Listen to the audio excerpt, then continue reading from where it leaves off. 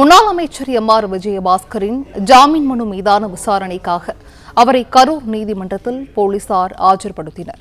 கூடுதல் விவரங்களை செய்தியாளர் அருள்செல்வன் வழங்க கேட்கலாம். அருள்செல்வன், வணக்கம். இது குறித்தான விவரங்கள். வணக்கம். முன்னாள் அமைச்சராக இருந்தவர் எம்.ஆர். விஜயபாஸ்கர். அவர் முறைகேடாக ஆவணங்கள் தயாரித்து சுமார் 100 கோடி ரூபாய் மதிப்பிலான 22 ஏக்கர் நிலத்தை அபகரித்ததாக ஒரு குற்றச்சாட்டு. போலி ஆவணங்கள் கொடுத்து பதிவு செய்யப்பட்டதால பதிவாளர் கொடுத்த புகாரின் அடிப்படையில் அவர் கைது செய்யப்பட்டிருக்கிறார். இந்த வழக்கானது தற்போது சிபிசிடி போலீசார் வசம் இந்த வழக்கு ஒப்படைக்கப்பட்டு விசாரணை மேற்கொண்டு வருகிறது.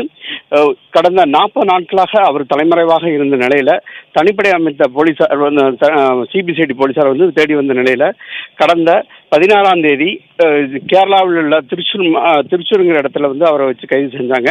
அதன் அடிப்படையில் அவர் நீதிமன்றத்தில் ஆஜர்படுத்தப்பட்டு சிறையில் அடைக்கப்பட்டுள்ளார். தற்போது சிறையில் இருக்கும் அவர் ஜாமீன் கேட்டு 2 வழக்குகள் அவர் மீது 2 வழக்குகள் பதிவு செய்யப்பட்டுள்ளது.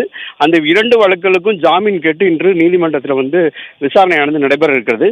அதனை முன்னிட்டு திருச்சி மத்திய சிறையில் அடைக்கப்பட்டுள்ள முன்னாள் அமைச்சர் எம்.ஆர். விஜயபாஸ்கரை தற்போது போலீசார் அழைத்து நீதிமன்றத்தில் ஆஜர்படுத்தப்பட்டுள்ளனர். குற்றவியல் நீதிமன்ற எண் 1 இருக்கக்கூடிய நீதிபதி முன்னிலையில் ஆஜர்படுத்தியிருக்காங்க. தற்போது போலீசார் அவரை காவல் விசாரணைக்கு எடுத்து விசாரணை செய்வதற்காக மனு செய்துள்ளனர். குறைந்தபட்சம் 5 நாட்கள் அவர்கள் காவல் விசாரணைக்காக கேட்டுள்ளனர். நீதிபதி எவ்வளவு நாள் கொடுப்பாரோ அதை பொறுத்து அந்த விசாரணையானது நடைபெற இருக்கிறது.